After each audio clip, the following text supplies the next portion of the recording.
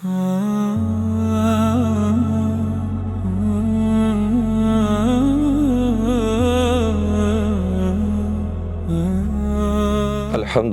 Rabbil Alamin.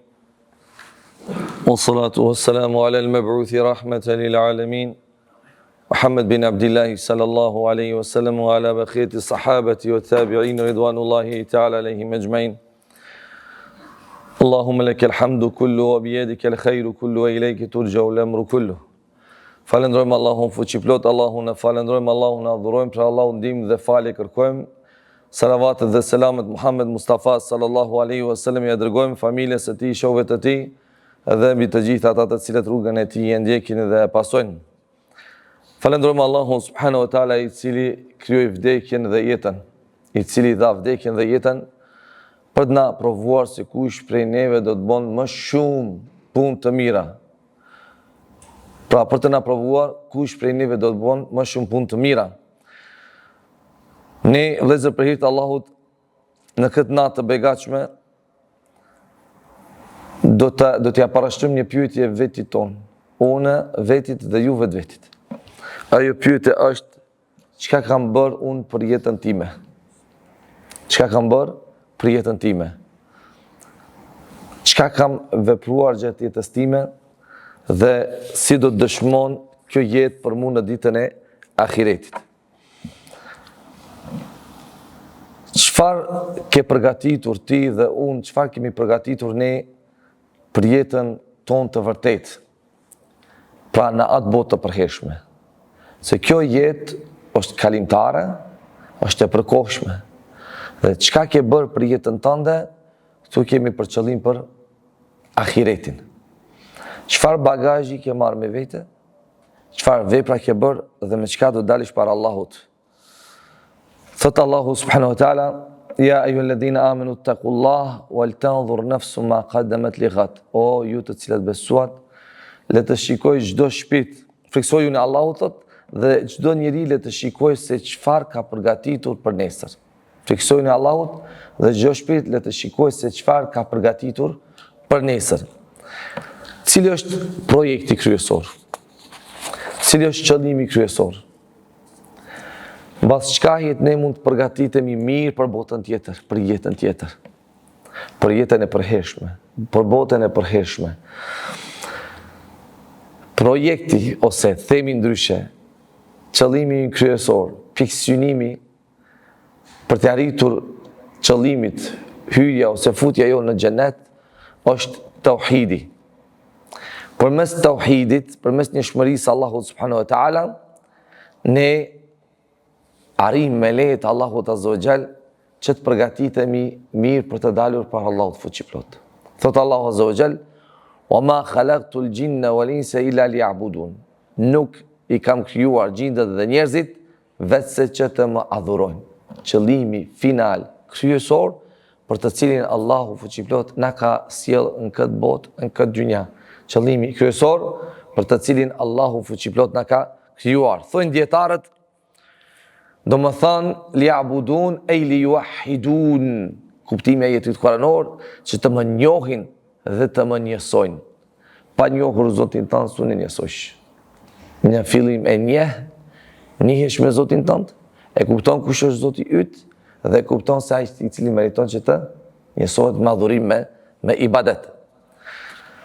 Kush e realizon këtë projekt në jetën e tij, pa pikë dyshimi se fiton siguri në këtë botë, gjatë jetës e tij, dhe shpëtim në botë tjetër.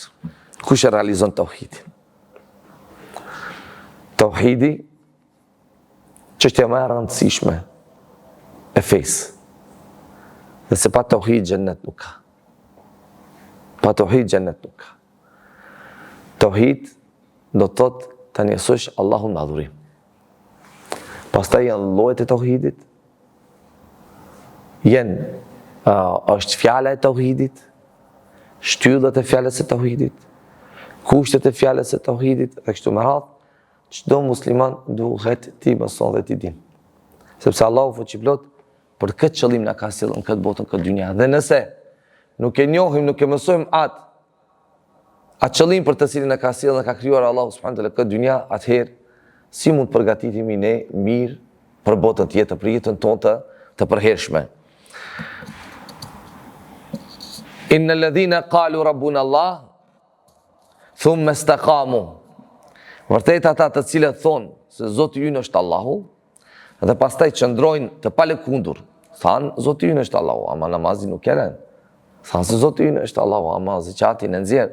Thanë se Zoti ynë është Allahu, ama Ramazanin e agjeron, haxhin e bën, urdhët e Allahut i realizon, ndalesave u largohet, sepse tha Zoti ynë është Allahu. E pastaj qëndrojnë në atë në të cilën e tha dhe e ka si bindje. Thanë se Zoti ynë është Allahu dhe qëndrojnë të palëkundur, thëtë Allahu, nuk do të kenë frikë dhe as nuk do të piklohen, fela khaufun alehim wa lahum yahzanun. Nuk do të kenë frikë, as nuk do të piklohen. Nuk do të piklohen për atë që kanë bërë gjatë jetës së tyre, mangësitë, dobësitë, gjunat e tyre, dhe nuk do të friksohen se çfarë do të ndodhë me ata në natën e varit, në jetën e barzahut dhe në ditën e ahiretit. Allahu subhanahu wa taala këtu cek piklimin dhe frikën. A mendoni se rastësisht Allahu i cek këto? Se rastësisht janë të cekur pranës të Allahut si shpallje, frika dhe shpresa, kur dikujt ma i kryet jeta? Piklimi ka të bëj me të kaluarën. Frika ka të bëj me tashme dhe të ardhmen. Dhe prandaj thonë dietarët se frika është më e fortë se piklimi me 10 erë. Frika është më e fortë, më e rëndë se piklimi me 10 erë. Prandaj njerëzit kanë shumë probleme të mëdha me nguaz. Me atë se çfarë do të ndodhet ditën e nesërme. Nuk e ditë se ditën e nesërme çfarë do të ndodhet posa Allahut askush nuk e di. Po ja, njeriu friksohet për të ardhmen që vetëm Allahu e di dhe ai ka caktuar.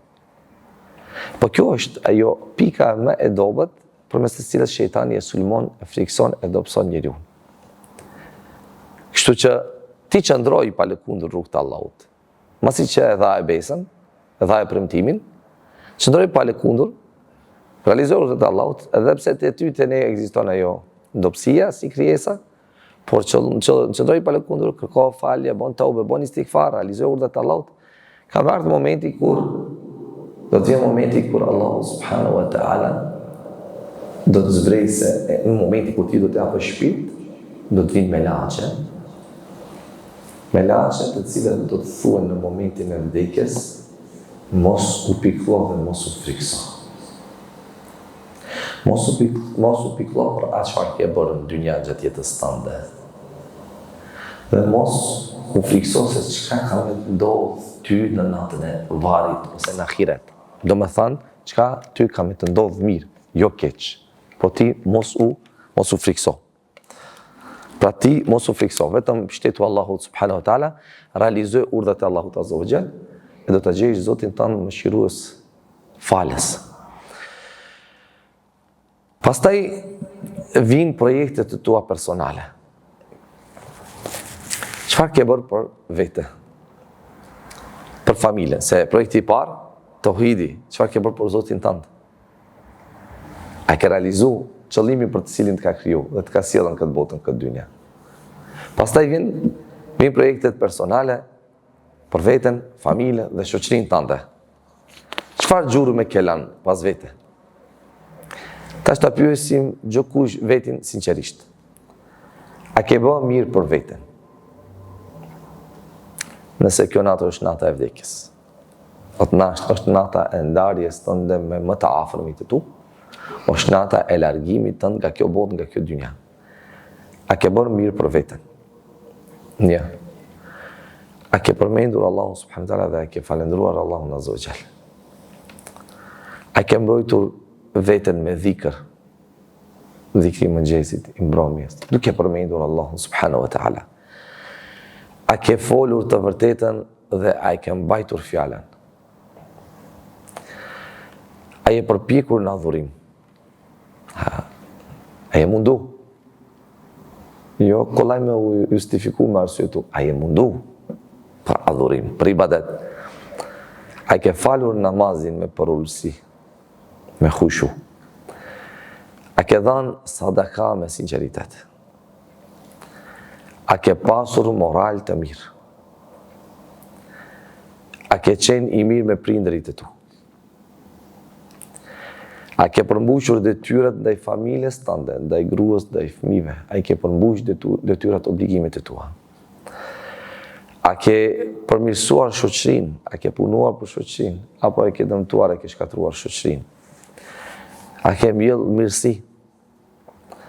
A ke lënë diçka që vazhdon të jap dobi pas teje dhe për cilën ti do të shpërblehesh pas jetës tënde?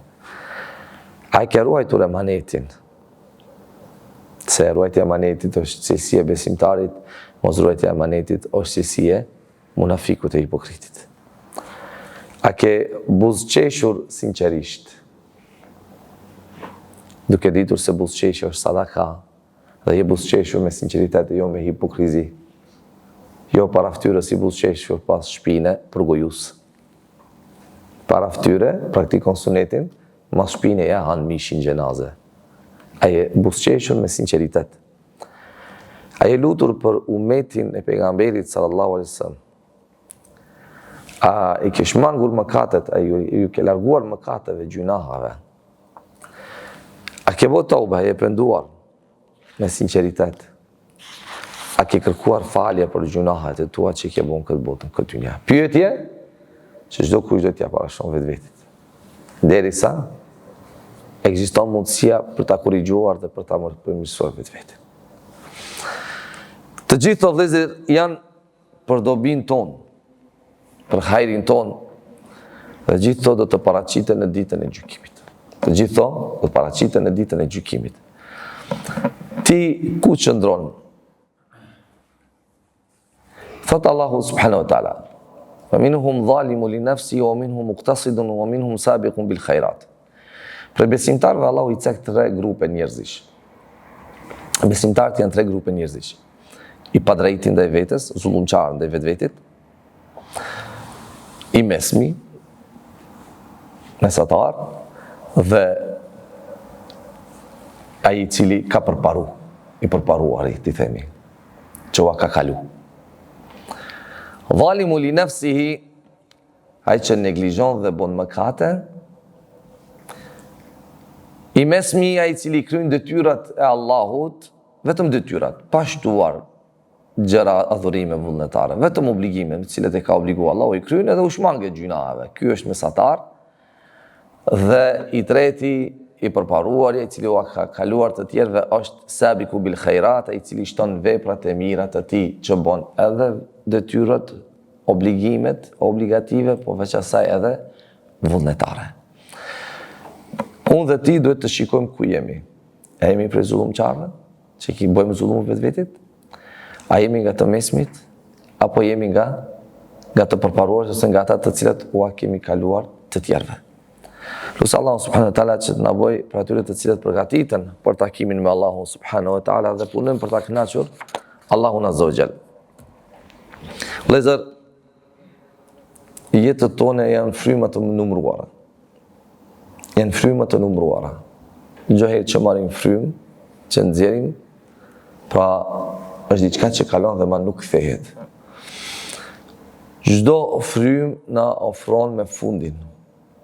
Dhe vjen momenti ku do të takohemi me Allahun subhanahu wa ta'ala. Kush e llogarit sot vetin e tij fiton nesër. Kush neglizhon do të pendohet. Do të bëhet pishman. Ama do të jetë vonë. Se pishman do të bëhet masi që të jetë vonë. A kush sot e llogarit vetin e tij për ditët e tij, për punët e tij, për fjalët e tij, për jetën e tij, për kohën që e kalon, kush e llogarit vetvetin, ky do të fiton. Ama kush neglizhon, as pyetje i parashton vetvetit, as që i intereson se çka do të bën dhe pse ekziston në këtë dynja, do të vijë momenti kur do të pendohet, por ai pendim dobi nuk do t'i bën. Të kujdesemi vëllezër për atë që na bën dobi. Edhe t'japim rëndësi asaj që na bën dobi, që na bën fajde. Sa më shumë ta ripërtrim dhe ta rinovojmë atë lidhjen tonë me Allahun subhanahu wa ta'ala. Kemi bën një lidhje, jemi dobësu, jemi largu, përsëri ripërtrije, tauben, rinovohet lidhjen tënde me Allahun subhanahu wa taala. Nëse i falsh që namazet në kohë, ta gjenë se ke nis ta neglizhosh edhe ke bo diçka e thjesht, e lehtë, nëse i volon namazet, i bashkon namazet. Pra diçka po dobësohet ajo lidhja jote me Allahun azza wa jall. Rinovohet lidhjen. Nis përsëri për fillimit. Kështu çdo herë me e llogarit vetveten dhe me përmirësu gjendjen. Të pendohemi sinqerisht, sepse Allahu i do ato që pendojnë dhe në thret për taube për pendim, por një taube e pastër e sinqert. Çdo ditë të bëjmë vepra të mira, me aq sa kemi mundësi. Nuk e dim se cila vepër e mirë mund të jetë sebeb që të futemi në xhenet. Nuk e dim. Një vepër që ti e konsiderojmë kur gjë, por ajo tek Allahu mund të jetë shumë e madhe. Dhe për shkak të kësaj, Allahu subhanahu wa taala të shpërblen dhe të bën prej xhenetlikëve. Të japim sadaka, të japim lëmosh, sadaka do të jetë hije në ditën e ahiretit që do t'i bën hije robit Allahut subhanahu wa taala nëse ka dhënë për hir të Allahut. Të mbajmë lidhjet farefisnore, lidhjet familjare, mos t'i pkusim lidhjet familjare me më të afërmit, si me prindërit, me vëllain, me motrën, me hallën, me dajën, me miqen, kështu me radhë. Të mbajmë lidhjet farefisnore, familjare, por shkak se për këtë jemi të urdhëruar dhe të këshilluar. Dhe kush i pkut lidhjet familjare, farefisnore, ai pkut lidhjet me Allahun subhanahu wa taala. Ta themi të vërtetën edhe nëse është e idhët, ta themi të vërtetën edhe nëse dikujt nuk e konvenon, ta themi të vërtetën edhe nëse dikujt nuk i pëlqen, ta themi të vërtetën ashtu si duhet thanë dhe në mënyrë sa më të mirë dhe me plot urtësi. Të kërkojmë falje në atë ditë duke u larguar nga gjunahet, nga mëkatet. Dhe mos harrojmë se ndër veprat më të rëndësishme, më të mira është gjithashtu lutja për umetin e pejgamberit sallallahu alajhi wasallam, dua lutje që duhet bërë për umetin e pejgamberit sallallahu alajhi wasallam. Se jo ti je mirë, familjen e ke mirë aty në shtëpi, ke për të hangër për pi, ke për ngram për pi, nuk ke smut asnjë dhe ti nuk ke mirë, nuk ke shëndosh përderisa një vllau yt është në vujtje edhe është i smut. Se pejgamberi sallallahu alajhi wasallam ka përshkruar si një ndërtesë që lidhen shtyllat mes vete. E si mundemi ne me kanë rahat kur umeti s'është rahat? Si mundemi ne me kanë të kënaqur kur umeti s'është i kënaqur? Si mundemi ne me kanë në gjendje të mirë kur umeti nuk është në gjendje të mirë? Pra të lutemi për umetin e pejgamberit sallallahu alaihi wasallam që Allahu këtë umet ta uzon dhe gjendjen e këtij umeti Allahu ta përmirëson. Lut Allahu subhanahu wa taala që Allahu në rrugën e drejtë na udhëzoj, me detyrit të dobishme Allahu na furnizon. Lut Allahu azza wa jall që këto pyetje të cilat shkurtimisht i cekëm në një mënyrë kujtese për të gjithë neve, na bojmë fajde dhe çdo herë t'ia porashtojmë këtë pyetje vetvetit, edhe ta marrim llogari veten para se të na marrë dikush tjetër, siç ka thënë Omer radhiyallahu anhu, hasibu anfusakum qabla an tuhasabu. Llogaritni vetin tuaj para se t'ju llogaris dikush tjetër ju. Kur do të llogarisë dikush tjetër ty ma vti. Kjo puna vonë ke. Kur të llogarisim me laçet e një gjujton varr, a ditën e ahiretit para Allahut është vonë. Pra tash llogaritë vetin tënd. Tash dhe përmirësohet gjendjen tënde, nën Allahu subhanahu wa taala do të jetë razi i kënaqur me jetën, me mundin, kontributin dhe ditët që i ke kaluar, i ke jetuar në këtë jetë. Allahu na fal, na mëshiroft, na begatoft në rrugën drejtë, Allahu na uzoft. Aqulu qawli hadha wa akhiru da'wana alhamdulillahi rabbil alamin.